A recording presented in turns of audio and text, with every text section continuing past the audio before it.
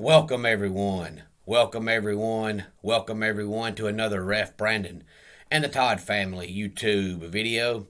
Wherever you are, whatever you may be doing, thank you so much for making Ref Brandon and the Todd family a part of your day. We always greatly appreciate it.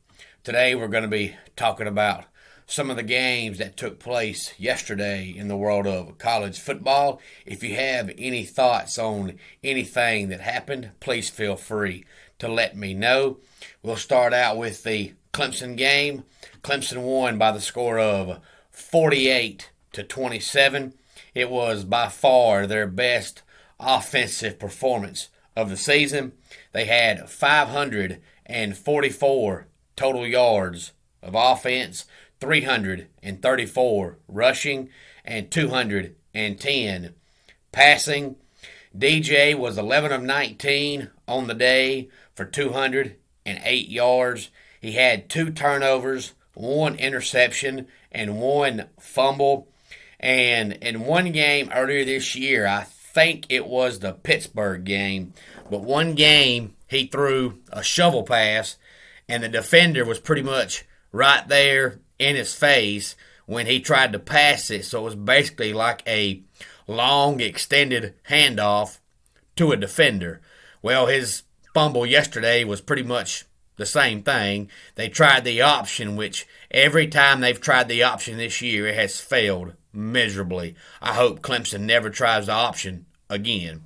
But they tried it again yesterday, and by the time DJ pitched it, the defender was right there. He had to have seen the defender. He has to be more aware of his surroundings in those types of situations. But I will say that 11 of 19, 208 yards may not look great from the outside, but I personally think outside of the interception and the bad pitch on the option, it was his best performance of the year, especially when you consider that he's still wearing the knee brace on his right knee because of the sprained PCL, and then he had some kind of a splint on his index finger because it was hurt, so he couldn't grip the ball, and he really didn't have any terrible passes, a couple of overthrows, but that happens. And then he had one play, I think it was the second drive of the game, about 5 minutes into the game, where he was getting pressured and he spun and got away, was getting pressured again and got away, and then threw a perfect pass 50 yards downfield to Bo Collins. Now, where that DJ's been all year long, I don't know, but I think that's part of what Clemson's seen back when he was in high school.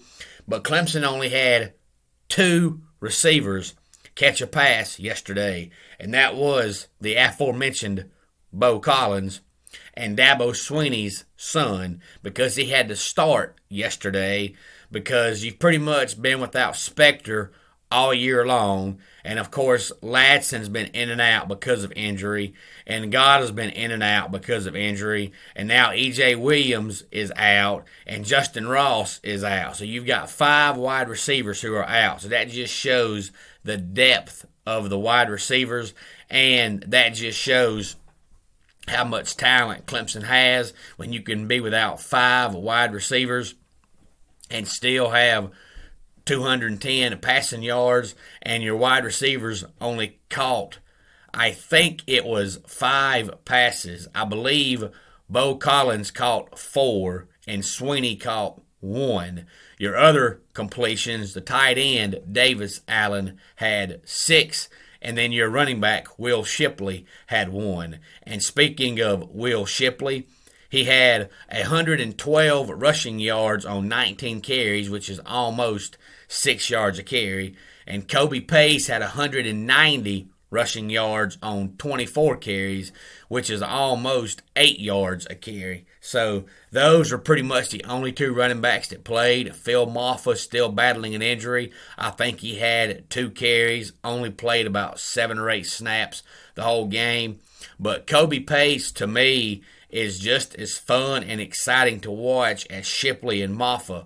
The downfall that Pace has had ever since back in the spring is that he fumbles too much. And he had a fumble yesterday. If he could cut back on that, I think Pace has a chance to be just as good as Shipley and Moffa. He may not be quite as exciting to watch to some people, but I think he's just as good. If you watched my Friday video, I said in my Friday video that I thought Clemson had a pretty good chance to win because the game was in Death Valley. They have now won 34 straight games at home.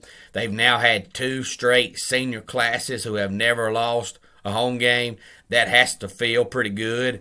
And if you're a longtime follower of Clemson football or Georgia Tech football or just college football in general, then you may know that back when Paul Johnson was at Georgia Tech, he ran the triple option, which if I was a Georgia Tech fan, I would be crying my eyeballs out right now, begging for Paul Johnson to come back as bad as they suck.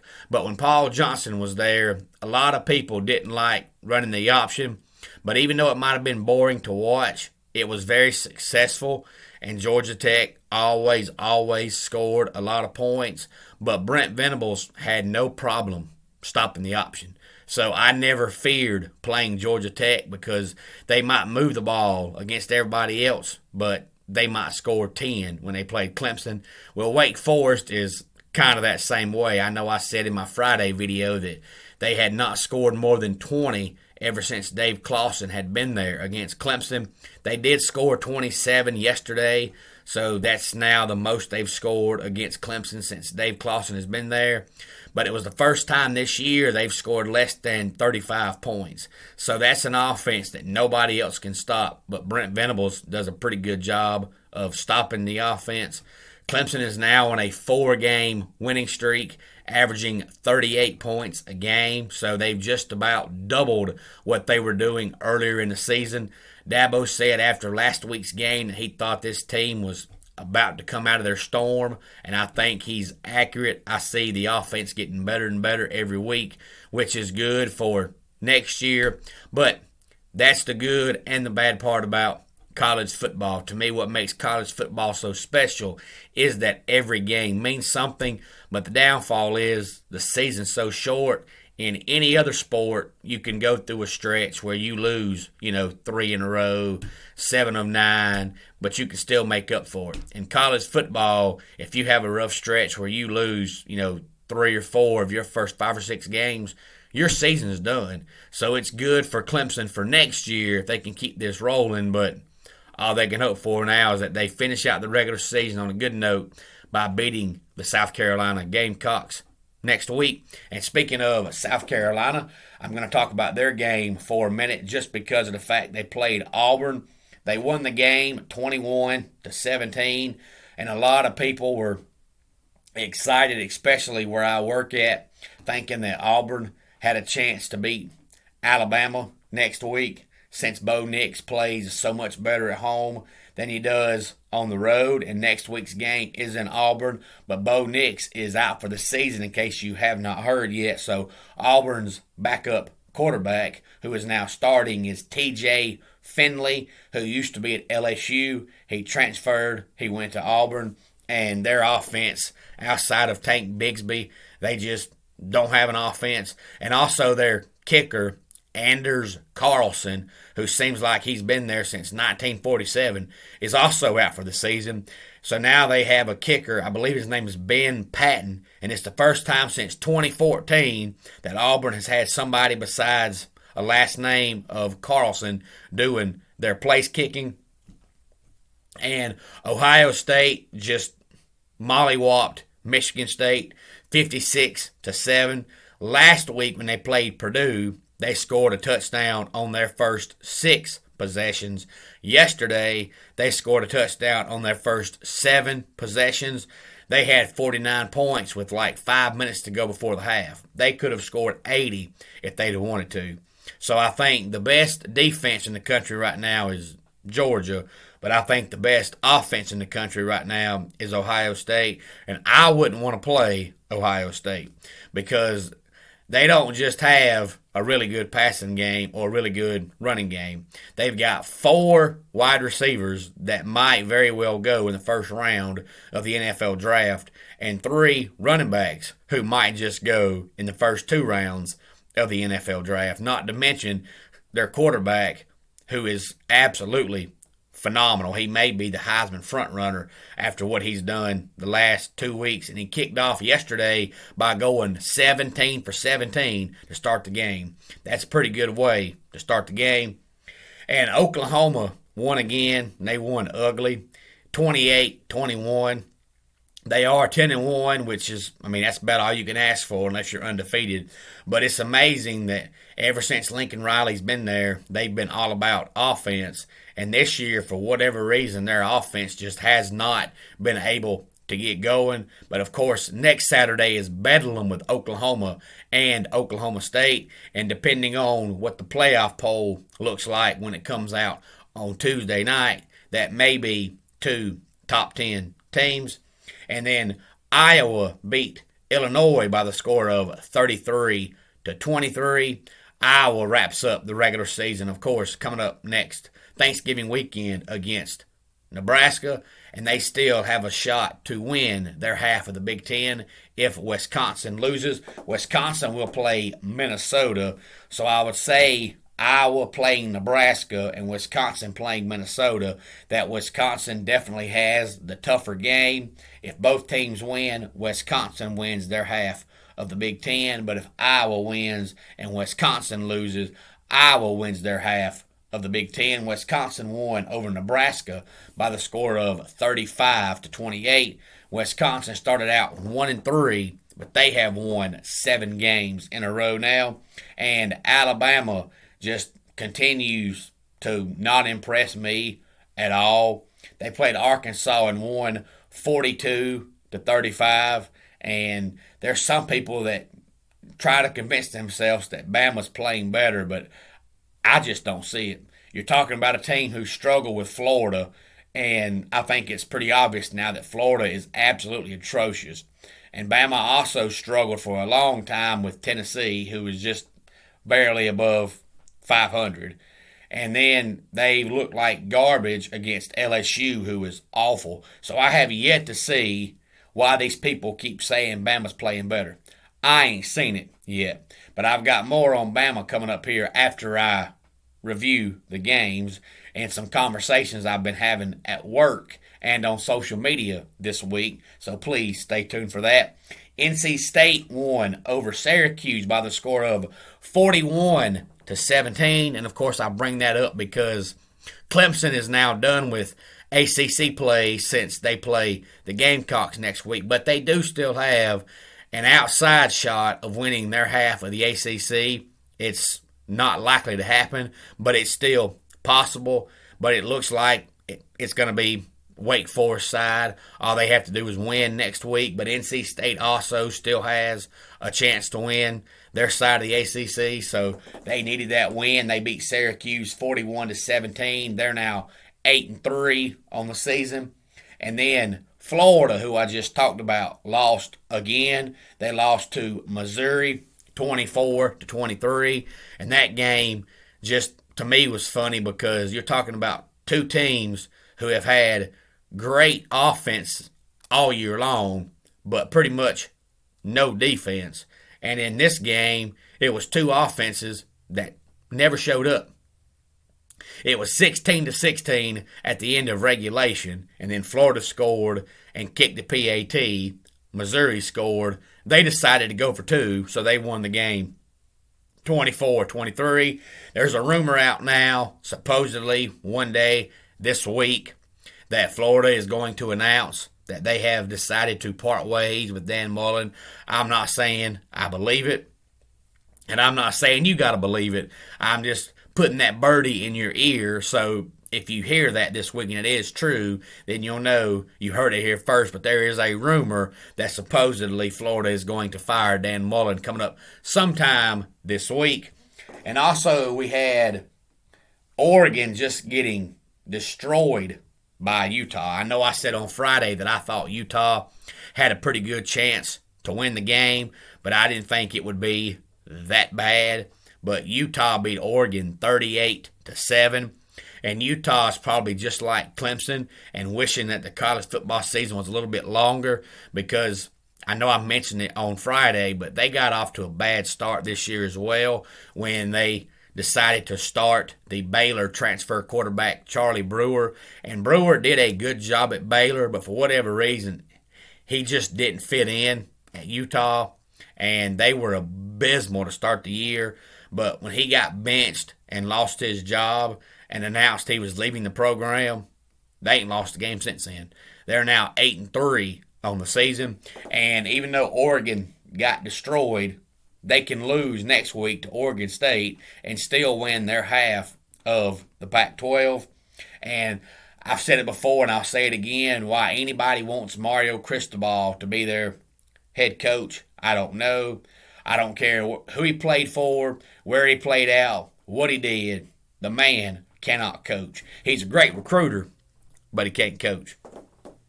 And then the Cincinnati just absolutely destroyed SMU by the score of 48-14. Now Cincinnati will play Houston in the AAC championship game coming up in 2 weeks, and Houston is still currently ranked, so that might give Cincinnati another win over a ranked team if Houston is still ranked when they play in 2 weeks. And then we also had UTSA beating UAB by the score of 34-31, and I want UTSA to keep winning and finish undefeated just because I want to see where they'll finish at in the final playoff poll at the end of the regular season before the bowl games start. I want to see if they can crack the top 15 and maybe even the top 10 depending on who all loses that is ranked ahead of them.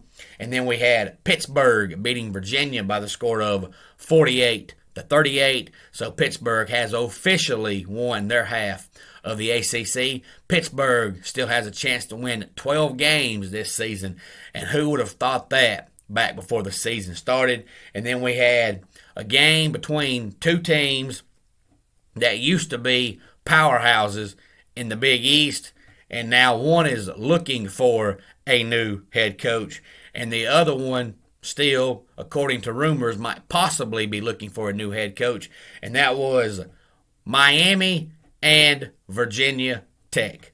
Miami won the game by the score of 38-26, and there are still rumors going around that Manny Diaz will be fired after the season, but I don't know if there's any truth to those rumors or not.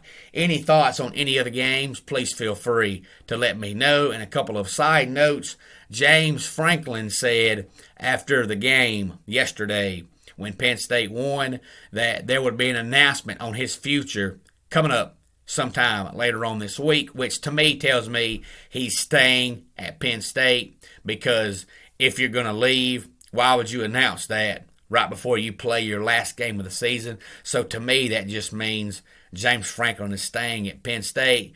But if that announcement does come, maybe I'll be wrong. But to me, if something is going to be said this week, that just means James Franklin is staying at Penn State.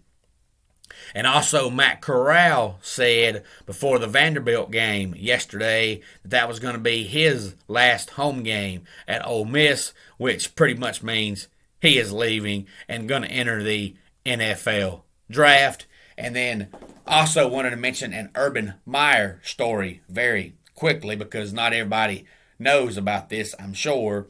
But we all know that Urban Meyer has coached at many places, and he's been in trouble everywhere he's coached, but nobody cares because he always wins. But a couple of years ago, the USC athletic director wanted to hire Urban Meyer, and he was told by the USC president that he could hire any coach he wanted to. So he decided he was going to hire Urban Meyer and made the phone call to Urban Meyer, and Urban Meyer was fixing to pack up and move his family to Southern California. And then when he got there, the president of USC told the AD, you can hire anybody but Urban Meyer. You cannot hire Urban Meyer, which led USC to keeping Clay Helton, and of course now they're terrible.